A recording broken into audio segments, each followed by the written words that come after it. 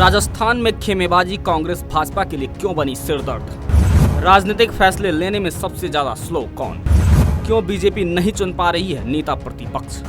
राजस्थान में दोनों ही पार्टियों भाजपा और कांग्रेस में खेमेबाजी आलाकमान के लिए सिरदर्द बन गई है। यही वजह है कि सालों से पेंडिंग पड़े मसलों पर दोनों दलों के प्रभारी कोई भी फैसले लेने से बच रहे हैं। चाहे बीजेपी हो या कांग्रेस, दोनों ही पार्टियों ने स्थिति से निपटने का एकमात्र तरीका मसलों को टाले रखने के रूप में खोजा है। इसका ताजा उदाहरण है राजस्थान में नेता प्रतिपक्ष का पद।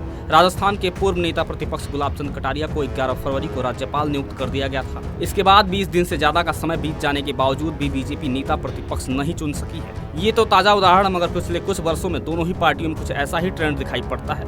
उथल पुथल से भरी राजस्थान की राजनीति में बीजेपी और कांग्रेस ने निर्णयों को पेंडिंग छोड़ने में ही भलाई समझी है। हालांकि इस मामले में बीजेपी की स्थिति कांग्रेस से ज्यादा बेहतर रही है। कुछ मसलों को छोड़ दिया जाए तो बीजेपी आमतौर पर कांग्रेस के मुकाबले जल्दी निर्णय निकालती है। वहीं कांग्रेस में इसे लेकर समय ज्यादा लिया जाता है। तो आइए कुछ ऐसी ही राजनीतिक घटनाक्रम पर नजर डालते हैं जिसमें फैसले लेने में राजनीतिक दलों ने ढुलमुल नीति अपनाई।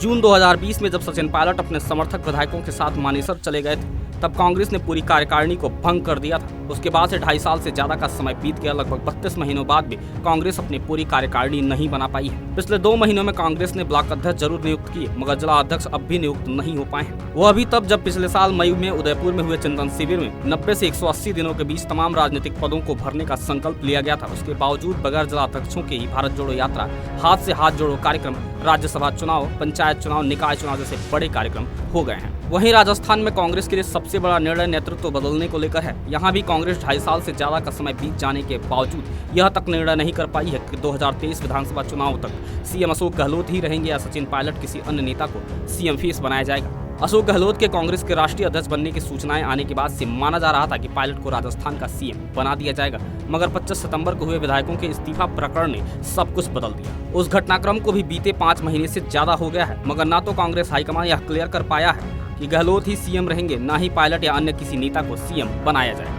अगर हम बीजेपी के नजरिए से बात करें तो निर्णय नहीं कर पाने के मामले में बीजेपी भी ज्यादा पीछे नहीं है। राजस्थान की बात करें तो हालिया नेता प्रतिपक्ष के मसले के अलावा प्रदेश अध्यक्ष को लेकर बीजेपी शीर्ष नेतृत्व निर्णय नहीं कर पा रहा है। बीजेपी के प्रदेश अध्यक्ष डॉक्टर सतीश पूनिया के कार्यकाल को बढ़ाया जाएगा या नए सिरे से नए नेता को यह पद सौंपा जाएगा, इस पर बीजेपी असमंजस में है। प्रदेश अध्यक्ष का कार्यकाल यूं तो 30 सितंबर को पूरा हो गया था, मगर इसे लेकर बीजेपी किसी निर्णायक स्थिति में अब तक नहीं पहुंच सकी। वहीं बीजेपी में अब भी बड़ा सवाल है कि नेता प्रतिपक्ष कौन होगा। बता दें कि गुलाब चंद कटारिया को 11 फरवरी को राज्यपाल नियुक्त कर दिया गया। तब से लेकर नेता प्रतिपक्ष का पद अभी तक खाली है।